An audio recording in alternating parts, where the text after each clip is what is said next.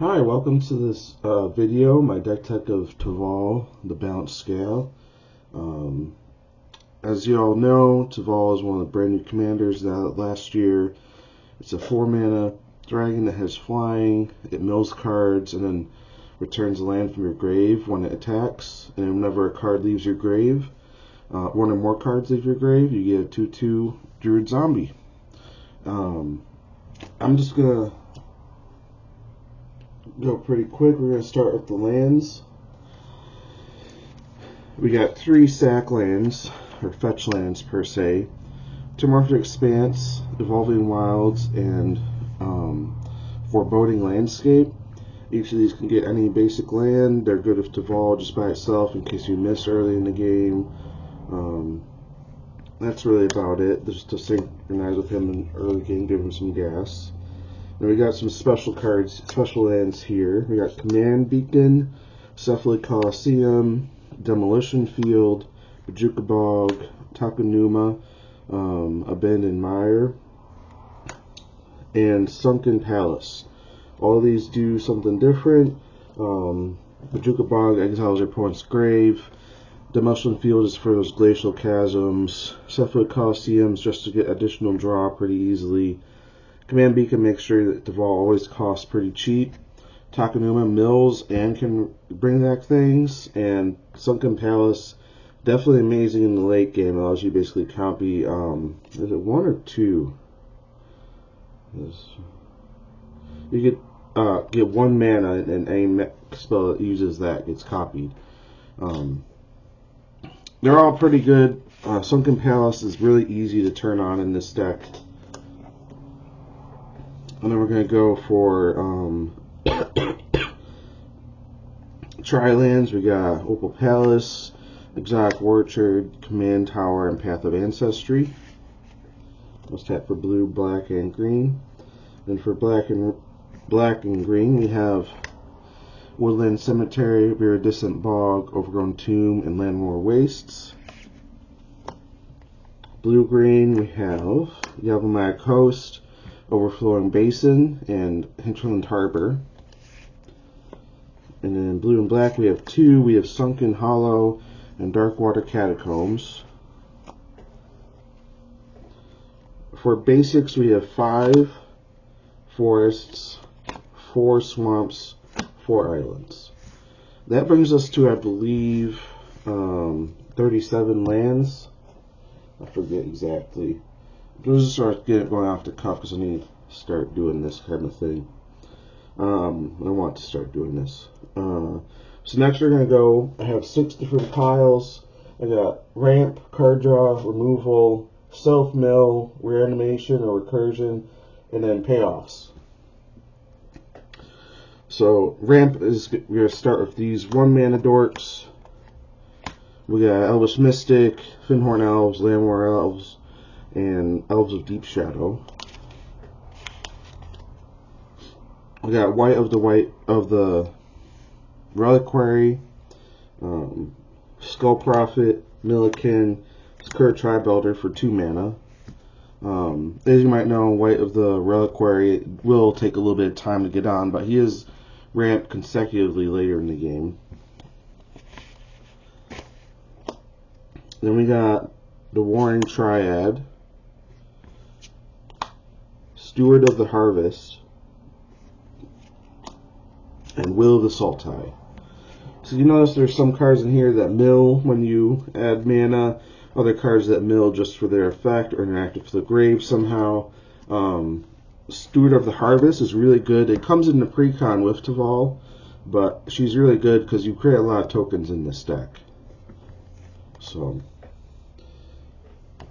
and then we have our card draw. We'll start with Pishal Skimmer. Whenever a card leaves your grave, you draw a card, only once per turn though.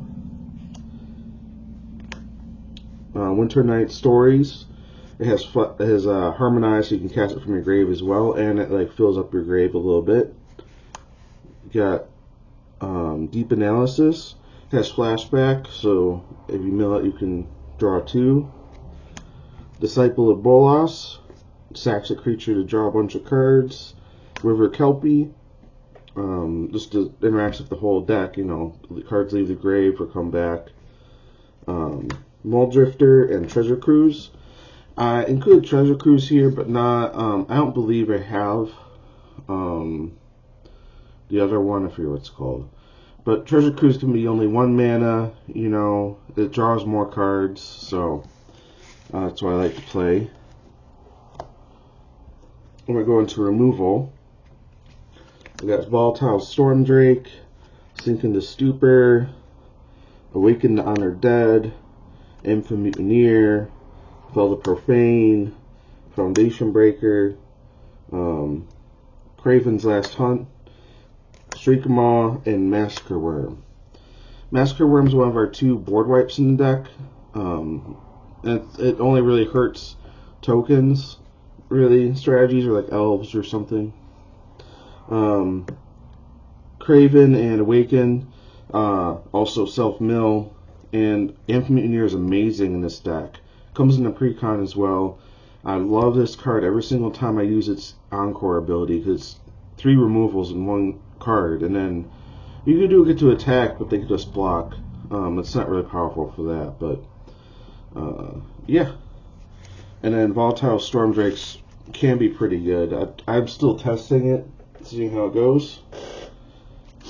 Now we're going to get into self-mill. So if you don't know what this deck is, self-mill is for in this deck, just because you're maybe new to this commander, Teval says that whenever a card leaves your graveyard, you create a 2/2 zombie druid, and it's really important to have cards besides him that do this, that interact with the graveyard this way.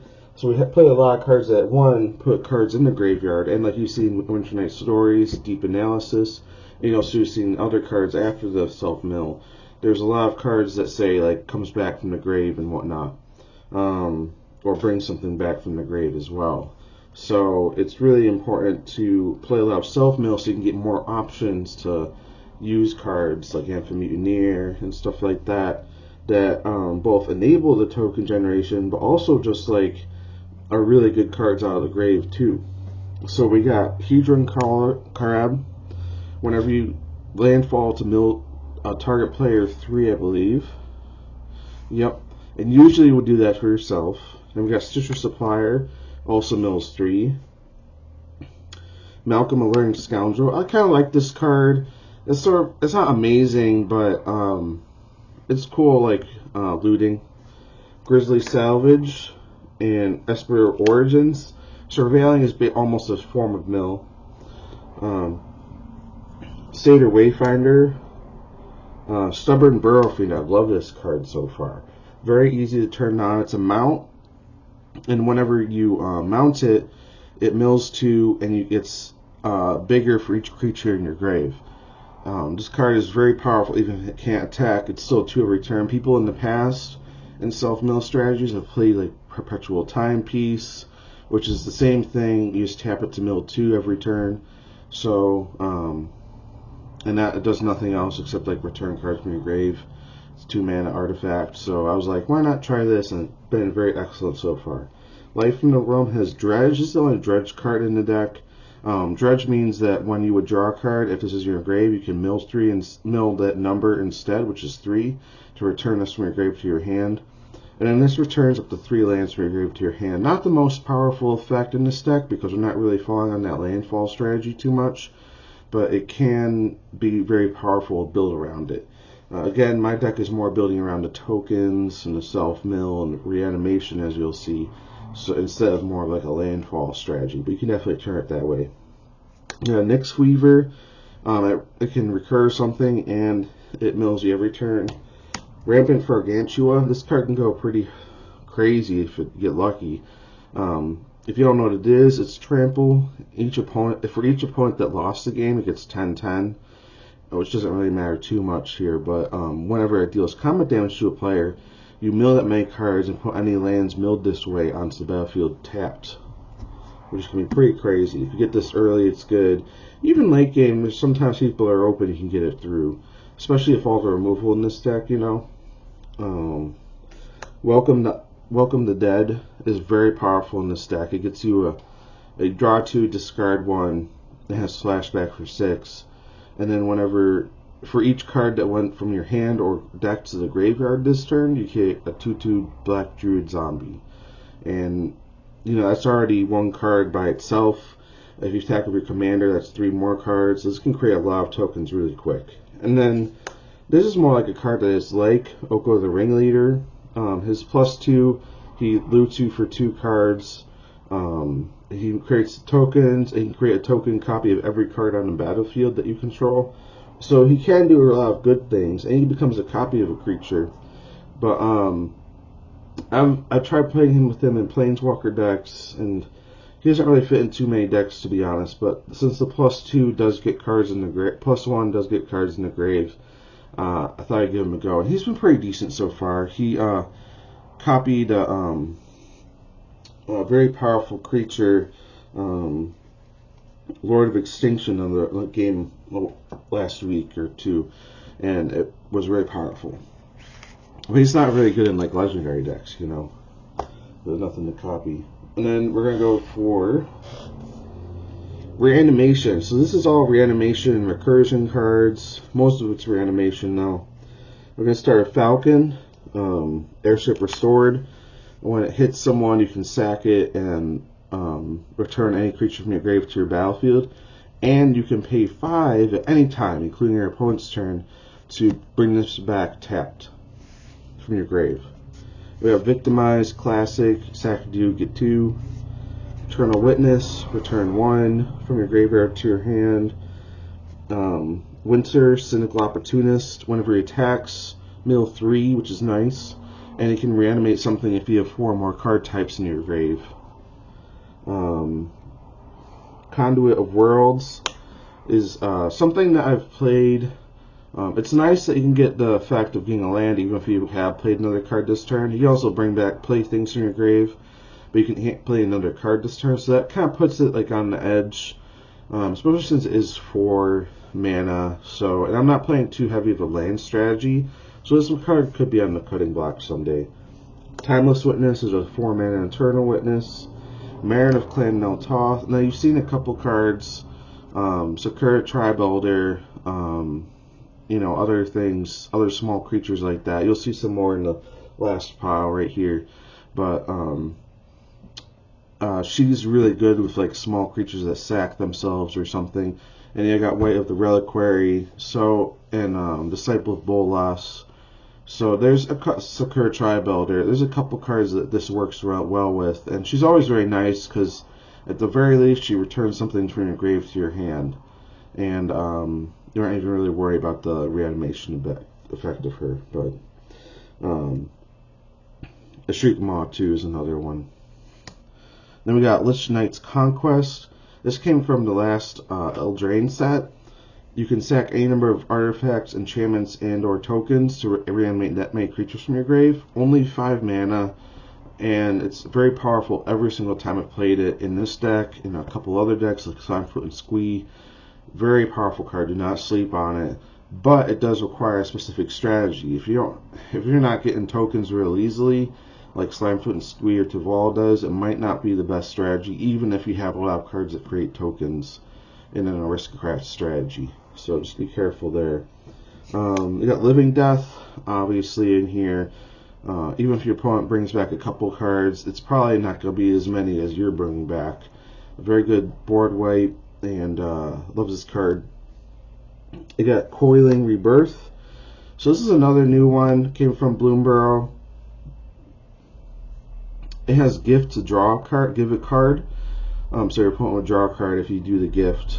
And then it just reanimates anything, but if you do the gift, it creates a non-legendary 1/1 version of that card. It can be very powerful with certain cards and abilities. So I've been trying it in here. And we also got, I packed this. This is part of the reason I actually built this deck. Behold the Sinister Six! Exclamation point. Return up to 6 creatures of different names from your graveyard to the battlefield. And it's just, I wanted to play this card, but I didn't really have anything to put it in because I took apart the precon and it doesn't really fit too well. I guess you could put it in Terra, I might build Terra after this because I'm probably taking this deck apart. Because it was a little bit more powerful than I liked. But regardless, this card can be a real big blowout too.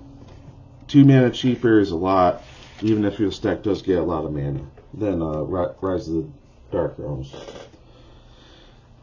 Okay, so now we're going to be playing. I did everything here by mana cost, as I did with the other ones. This is an assortment of cards. There's about like maybe 15, 20 cards here that don't exactly fit in those piles, and they're more just like synergy, or they're just like very good standing on their own, or something like that. So we got Insidious Fungus, good with Marin, kills things, draws cards. I mean, what's not to like? Yeah, Swiftfoot Boots, Lightning Greaves is my other deck, where I'll play that too to make sure Teval gets on the field and is doing stuff that turn it comes in, because sometimes, you know, a turn cycle can be a long time. You know, if you want to get something going with this deck, you want something like this. Dothy Voidwalker, it was also in the Precon, also works well with Marin. Teval's Judgment, which is just another Teval type effect, very good in this deck, obviously. We got Jared, Harry Lich Lord.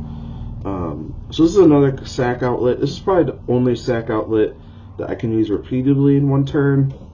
I generally don't think too highly of this card, but I think in this deck it can be okay.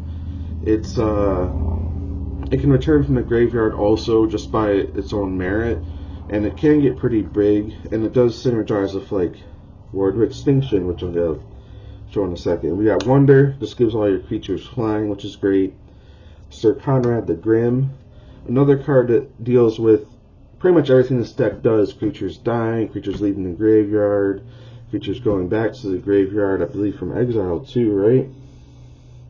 When a creature dies, or creatures put in the graveyard from anywhere other than the battlefield, that includes exile, where a creature leaves your graveyard, you deal 1 damage to each opponent. And there's a good grip of creatures in here. Maybe not as much as you'd want in a Sir Conrad Helmed deck, but it also can mill too. We got Lord of Extinction, which I just called out. Its power and toughness is equal to the total number of cards in all graves. We got Colossal Grave Reaver. I'm not sure about this card. I put him here because he's a little too expensive to be considered self-mill. He's more of just like another synergy piece. Usually when I get him out, he gets out and maybe I mill a couple cards to get one thing with another variety of effects, and he's not that great, to be honest, unless you reanimate him or get him out early. And then we got some cards here that are just Kogla, a Titanate. It comes in, fights something. When it attacks, it destroys an artifact or enchantment. Then we got Avenger of Zendikar, classic, as you know. It's the only landfall card in this deck, I believe. It creates a number of plants, and then whenever a land comes in, you give all the plants one encounter. The only other Delve card in the deck is Tassiger, the Golden Fang. I just put him in here because he's a cheap body in some cases, and sometimes that's what you need to get through to kill someone, you know. Sepulchral Primordial reanimates one thing from each opponent's grave when it enters, and Junkwinder. I played this the other game, and then I was playing my commander. I was getting like 2, maybe 3 tokens out a turn. So what this does is affinity for tokens. It's cost 7 for a 5/6. Whenever a token enters under your control, you get to tap something and freeze it for a turn, so it can't untap on its controller's next upkeep. So, you know, that's like 3 removal spells, sort of, in a turn, and you can always change the different cards between the turn cycles, you know. It also went ham when I played Avengers Zendikar. I was just like, tap everything, you know. This card, you probably don't want to play it for its full cost. You want to be playing like 3, 4 at most. And but it is kind of weird because like once you get to like 5 tokens, is this card really worth it? But the thing is, this deck doesn't really play. It actually doesn't play a single overrun effect. That's maybe one thing that I would include in the future. Take out the Dreadweaver or whatever, put in Overwhelming Stampede or something. But these 3 right here, the Sepulchral Primordial, Koglin, Avengers in the Car, sort of like the haymakers of the deck. These are the things you really want to reanimate. On top of all the other cards, can kind of push your board state over the edge, and there's a lot of fun in that sometimes. So that's the deck. Tell me what you think about it. I'm pretty sure it's not too far off from other people's deck lists, but this is made of cards I actually own instead of just being like proxies and whatnot. So anyways, this is my first video on this channel on YouTube, and I hope you liked it, and I'll see you later. Bye.